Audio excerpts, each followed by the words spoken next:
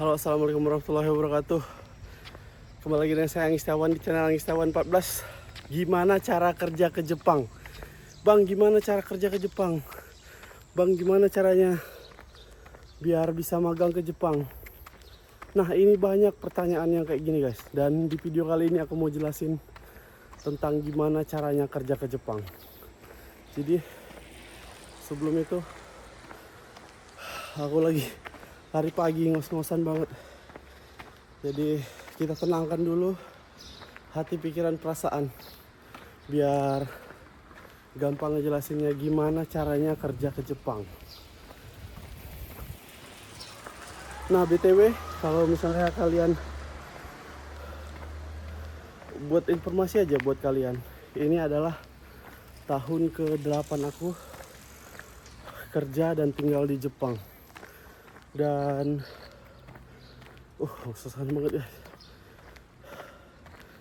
Dan keadaannya sekarang adalah ini tahun ke-8 aku, dan sekarang visaku di sini adalah visa Kaigo atau visa caregiver ya.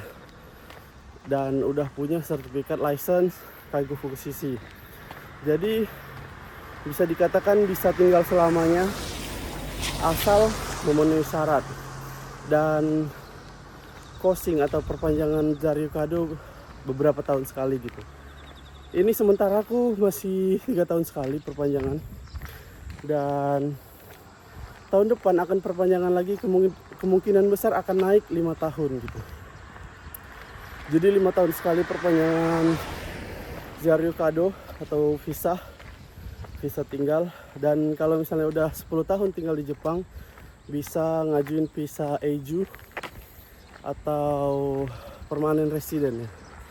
Nah, kembali lagi ke topik pembicaraan. Gimana caranya kerja ke Jepang? Oke, mungkin banyak dari kalian yang habis fresh graduate ya, dari SMA mau kuliah tapi bingung milih kuliah apa. Banyak dari kalian juga mungkin yang udah tamat kuliah dan bingung mau kerja apa gitu. Sementara di scroll TikTok, scroll IG, Instagram gitu, FYP-nya atau saran dari berandanya itu banyak orang yang kerja ke Jepang. Nah, sebenarnya ya kerja ke Jepang itu banyak caranya. Salah satunya adalah dengan visa Tokugino atau SSW, Special Skill Worker. Ini aku adalah di Jidong Baiki dengan SSW. Nah, sebenarnya ada beberapa cara untuk kerja ke Jepang. Yang pertama itu ada dengan jalur magang. Yang kedua itu dengan yang aku jelasin tadi, SSW. Yang ketiga ada dengan visa Jisuse atau mahasiswa dengan belajar, visa beasiswa dari ini Daigaku ya, dari universitas. Ini di belakang aku ada pohon kaki. Kaki itu kalau di sana mungkin buah semek ya. Di depan aku ini ada lagi. Nih. Out of the topic dulu ya. Ini buah kaki sama pemiliknya nggak diambil. Nggak tahu ini pohon liar atau gimana ya. Buahnya tuh banyak banget. Tuh. Nih. Itu lagi. Aku mau jalan ke sana aja. Nggak tahu kenapa nggak diambil. Mungkin rasanya nggak manis ya. Jadi nggak diambil sama pemiliknya atau sama yang nanam. Nah, yang di sini buahnya lumayan gede ini guys. Nih. Tuh. Tuh.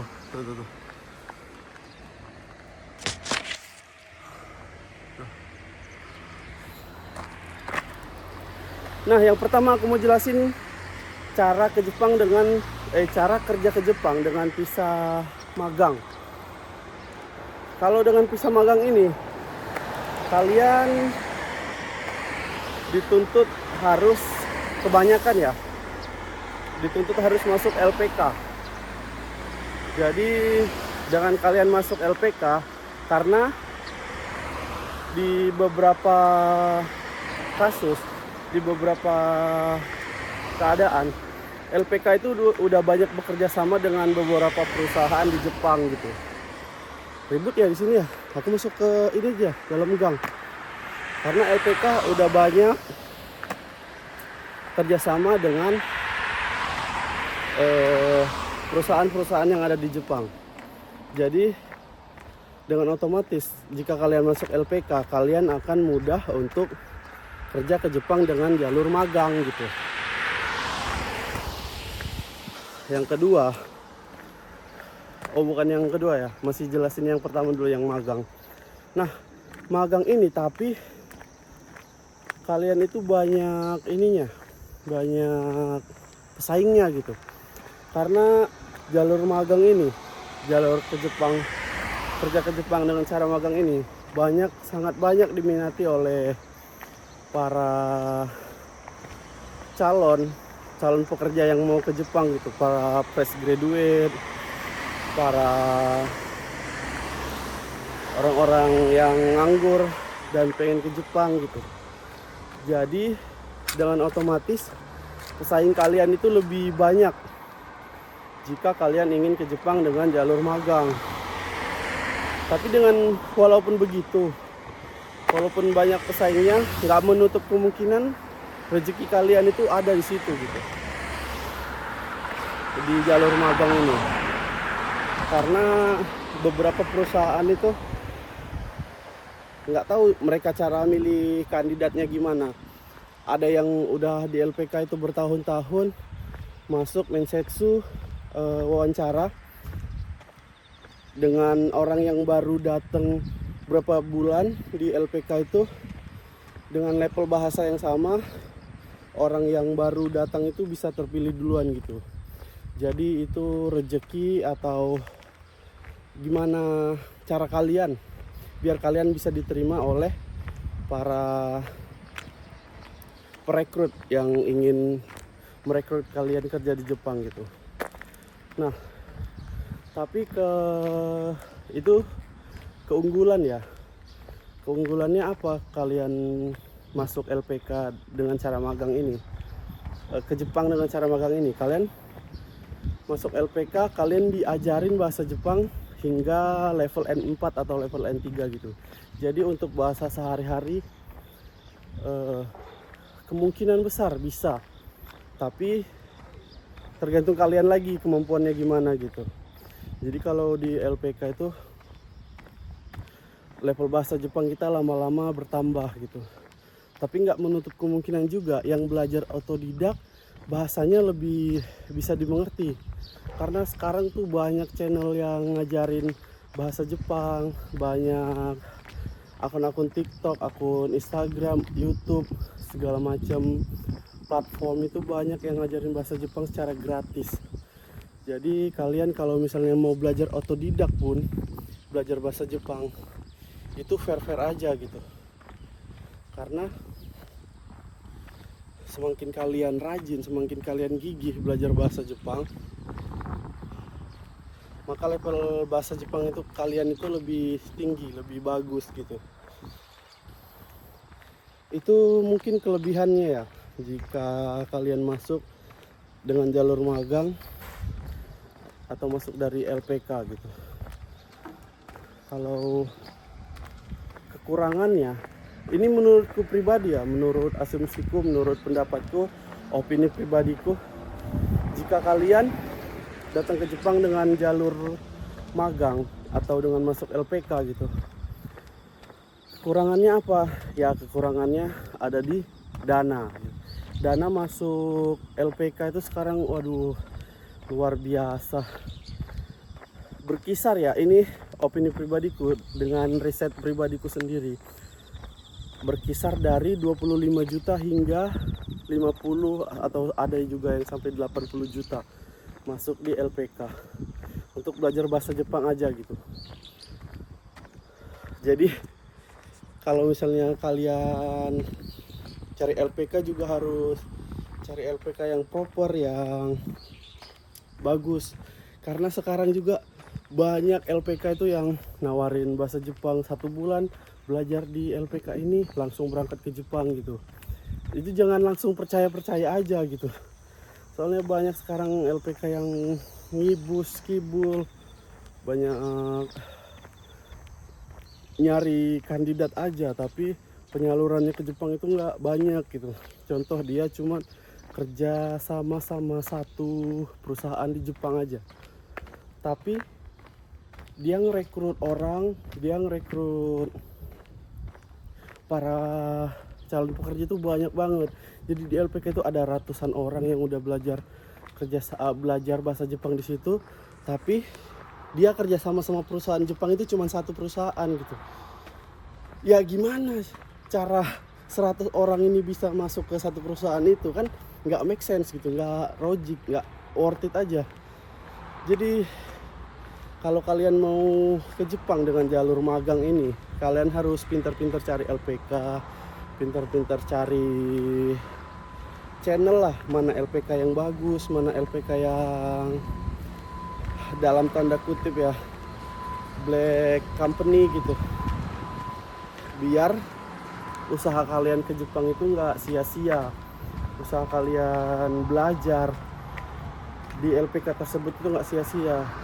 Gini lah, cobalah kalian pikirin coba. Saya udah bayar nih 80 juta ke LPK A contohnya, tapi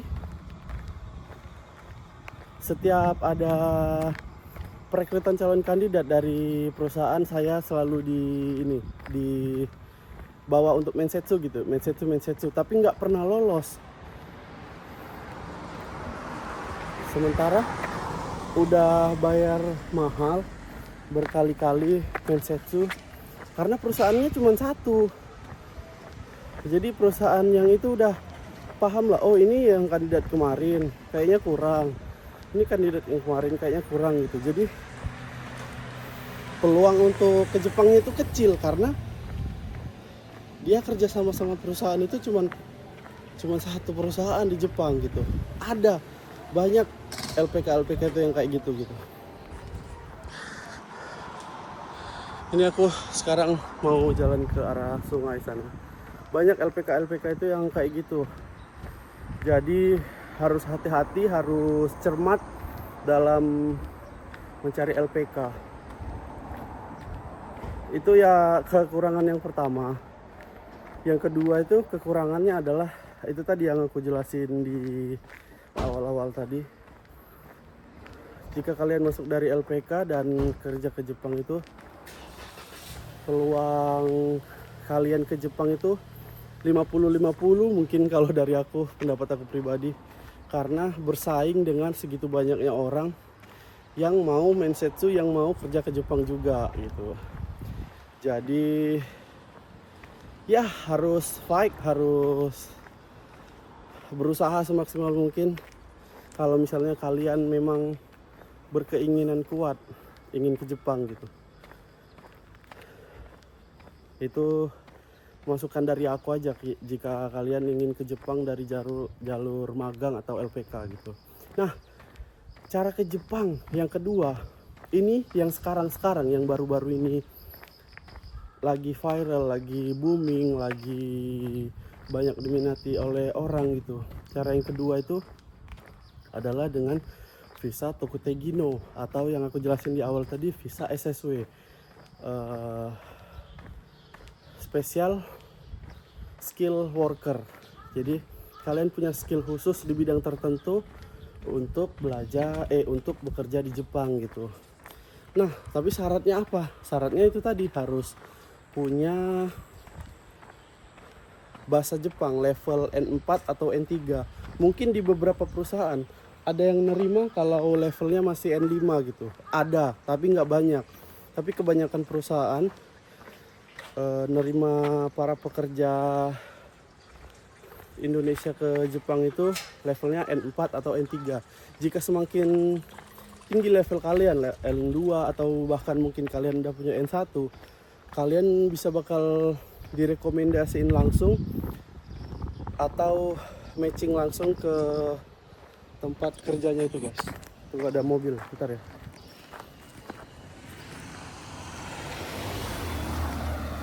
Ini aku lewat di kuburan Jepang. Tuh. Nah, itu cara yang kedua dengan visa Tokugino atau SSW. Nah, visa Tokugino ini banyak jenisnya lagi guys. Kalian ke Jepang itu, kerja ke Jepang itu ingin kerja di bidang apa? Oh ya, sedikit jelasin ya. Sekarang tuh banyak banget kayak gini guys. Tuh, rumah-rumah kosong yang nggak ada penghuninya di Jepang. Jadi udah kosong. Tuh. Tapi secara look, secara keadaan itu masih layak lah untuk ditinggali. Kalau ini mungkin nggak layak, tapi kalau yang itu masih lumayan lah. Mungkin nanti aku di beberapa video aku akan jelasin tentang ini ya, rumah-rumah kosong di Jepang gitu. Biar jadi ini aja informasi ke kalian aja gitu, bahwa sekarang lansia di Jepang itu udah banyak banget. Persentasenya itu udah 40 lansianya, 40%, 30% atau sampai 40% lansia.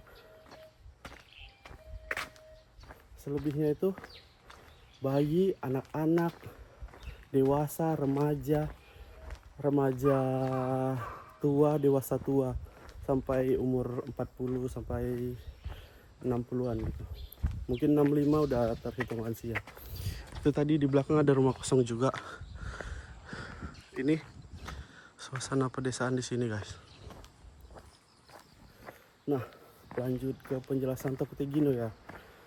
Kalau misalnya level bahasa Jepang kalian tinggi, bagus, mungkin kalian bakal cepat direkomendasiin masuk ke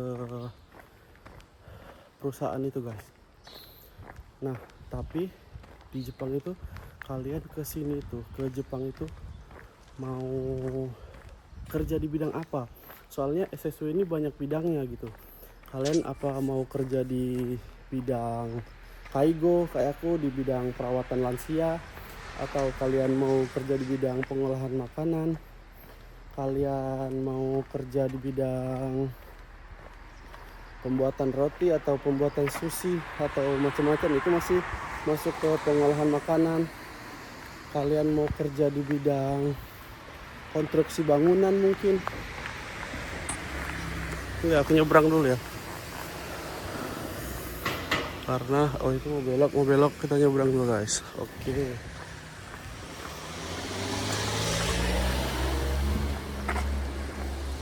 Kalian mau kerja ke Jepang di bidang konstruksi bangunan, ada juga kalian bisa mau kerja ke Jepang di bidang perhotelan, ada juga.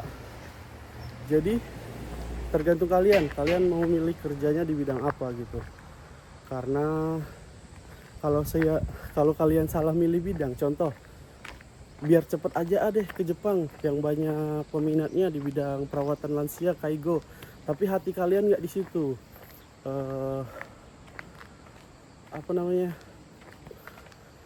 kerja sesuai pacing, sesuai keinginannya kalian kerjanya nggak pengen di bidang itu, tapi biar cepat ke Jepang kalian milih kerja di bidang itu gitu. Jadi passionnya kalian nggak di situ, tapi kalian milih itu gitu. Nanti ujung-ujungnya sampai ke Jepang, kalian 1 tahun kerja di Jepang nih, udah bosen, kerjanya ternyata nggak enak gitu. Padahal niat kalian dari awal itu kerja biar ke Jepang aja gitu. Udah sampai ke Jepang 1 tahun ngerasa bosen, itu banyak yang jadi kasus gitu.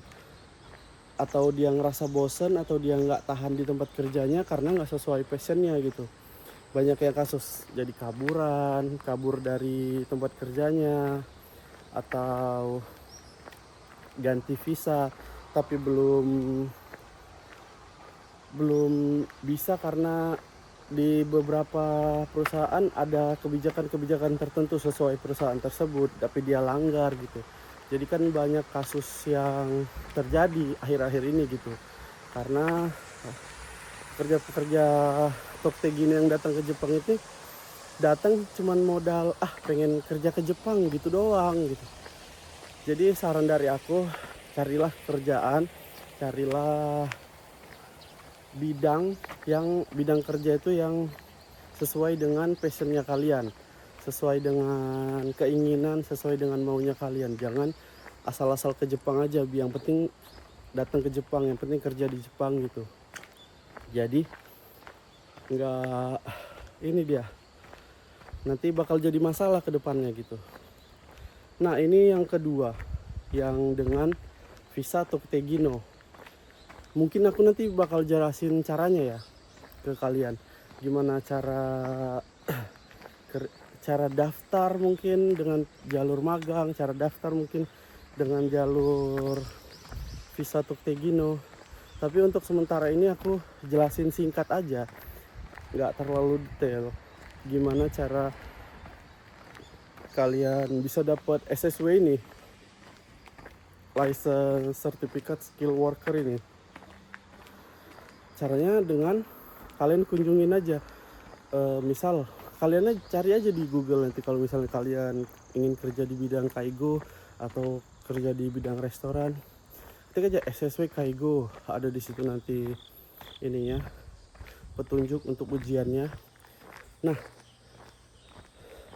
tapi rata-rata kalau misalnya kalian ambil SSW ini, kalian harus udah punya basic bahasa Jepang terlebih dahulu guys. Jadi minimalnya N4 atau N5 lah, karena nanti ada ujiannya soalnya di SSW itu kan. Kalian ujian dulu di situ, ada ujian bahasa Indonesia, ada ujian bahasa Jepang. Kalau misalnya kalian ngambilnya di bidang kaigo, jadi ujiannya itu seputar kaigo semua. Kalau misalnya kalian ambil ujiannya di bidang restoran atau pengolahan makanan, nanti ujiannya sekitar pengolahan makanan. Juga begitu juga dengan pertanian gitu. Jadi banyak bidang yang bisa kalian ambil jika kalian ingin kerja ke Jepang dengan visa Toktegino ini. Mungkin segitu aja ininya penjelasan tentang Toktegino. Kita masuk ke yang ketiga, itu adalah dengan jalur Jisuse atau mahasiswa atau dengan beasiswa. Jadi kalau Jisuse ini ya, bisa mahasiswa ini kalian utamanya harus cari ini beasiswa ke Jepang. Contoh beasiswa dari perusahaan Jepang yang ingin inilah, setiap tahun banyak kok yang nawarin beasiswa ke Jepang untuk belajar bahasa Jepang gitu. Nah sembari kalian belajar, kalian bekerja part time. Di situ nanti kalian bisa ini dapat penghasilan juga dari situ. Sembari kalian belajar, nanti lama kelamaan banyak lowongan kerja ke Jepang, lowongan perusahaan Jepang yang akan masuk, yang bisa kalian masukin di situ setelah kalian lulus dari ini visa mahasiswa ini. Kalau yang Jisuse itu teruntuk orang yang, contoh ini kasusnya di ini aja, di tempat perusahaanku aja, biar aku lebih mudah ngejelasinnya gitu. Contohnya di perusahaan aku itu ada yang ngerekrut orang Jisuse, ngerekrut orang untuk kerja ke Jepang dengan visa Jisuse. Jadi ininya gimana, alurnya gimana? Jadi memang perusahaan ini udah bekerja sama dengan Daigaku mungkin ya, Daigaku apa ini, universitas atau LPK tertentu yang ada di negara tersebut. Terus orang itu ke Jepang, masuk Nihongo Gakko, masuk universitas. Ribet aku jelasinnya, gini ya. Kalian ke Jepang itu awalnya itu masuk universitas, baru setelah beberapa tahun di universitas tersebut kalian universitas ini disponsori oleh perusahaan yang perusahaan yang ada di Jepang gitu. Misal kalian udah lulus dari universitas, kalian bisa langsung masuk kerja di perusahaan tersebut gitu. Contoh di tempat aku ya, ada orang Myanmar datang ke Jepang dengan visa Jisuse. Terus ada sponsor dari ini, perusahaan aku ini sebagai sponsor untuk biayain kuliah dia di Universitas A. Jadi setelah dia selesai kuliah, dia selesai belajar di Universitas A, dia wajib bekerja di tempat perusahaan aku ini selama 5 tahun gitu. Kenapa? Karena tadi dia kuliahnya udah dibiayain oleh sponsor ini, oleh perusahaan aku ini. Jadi otomatis dia, itu perjanjiannya ya di tempat kerjaku. Nggak tahu di tempat kerja yang lain gimana. Jadi dia wajib kerja atau dalam ininya, dalam bahasa kerjanya ini ya, di apa namanya, taken kontrak gitu, di kontrak selama 5 tahun. Jadi kontraknya udah habis, dia bebas kerja ke mana-mana gitu. Jadi untuk selama 5 tahun itu dia wajib kerja di perusahaan ini aja, karena di perusahaan ini udah sponsorin untuk kerja untuk kuliah di universitas tadi gitu. Jadi itu cara kalau ingin kerja ke Jepang dengan visa Jisuse atau visa kuliah gitu, visa mahasiswa. Jadi terserah kalian lagi ke Jepang, kerja ke Jepang mau jalur apa gitu sekarang, karena udah banyak banget penerimaan orang kerja ke Jepang. Kenapa? Karena permintaan para pekerja itu sekarang lagi tinggi banget. Orang itu ke Jepang itu bukan cuman karena butuh ya, tapi permintaan ke Jepang itu juga banyak. Karena faktanya orang-orang Jepang itu udah mulai sedikit sekarang, jadi penduduknya nggak banyak, tapi perusahaan mereka harus tetap jalan gitu. Gimana caranya perusahaan tetap jalan? Ya merekrut pekerja. Gimana merekrut pekerja kalau orang Jepangnya sendiri nggak ada? Ya ujung-ujungnya dari luar negeri. Jadi pekerja kita harus bisa bersaing dengan para pekerja lain yang ada di sini gitu. Sekarang dari Cina, India, Vietnam itu lagi banyak-banyaknya di Jepang, dan Indonesia juga mulai naik, mulai banyak perekrutan orang asing ke sini, ke Jepang dari Indonesia gitu. Jadi peluang kalian untuk kerja ke Jepang itu sekarang tinggi banget. Apalagi kalian yang baru fresh graduate, bingung mau kerja apa di Indonesia, bingung mau buka usaha apa di Indonesia, tapi modalnya nggak ada. Mungkin kalian ke Jepang bisa ngumpulin modal untuk kerja kalian kerja ke Jepang buat ngumpulin modal buka usaha di Indonesia, atau ya mungkin kerja ke Jepang rezekinya bagus, bisa tinggal lama di Jepang, macam-macam.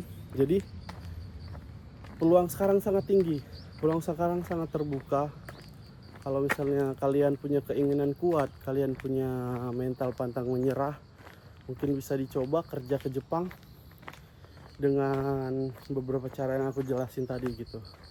Mudah-mudahan videonya bermanfaat, mudah-mudahan bermanfaat buat kalian, mudah-mudahan jadi semangat buat kalian kalau misalnya kalian pengen kerja ke Jepang. Jadi gitu aja, aku udah keliling ini ya, keliling desa Jepang tadi. Cuacanya udah bagus, tadi agak mendung, sekarang langitnya udah cerah. Jadi aku mau balik ke rumah karena udah terlalu jauh kayaknya aku jogging ini. Jadi mungkin itu aja video kali ini. Jadi kalau misalnya kalian ada pertanyaan bisa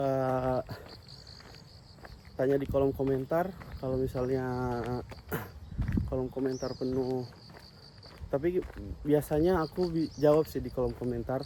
Tapi kalau misalnya kalian seringnya buka Instagram atau Facebook, kalian bisa buka DM di Instagram aku Anggi Setiawan 14, N-nya double, Anggi Setiawan 14. Jadi pertanyaan tentang ke Jepang nanti bakal aku jawab di situ guys. Jadi gitu aja. Terima kasih.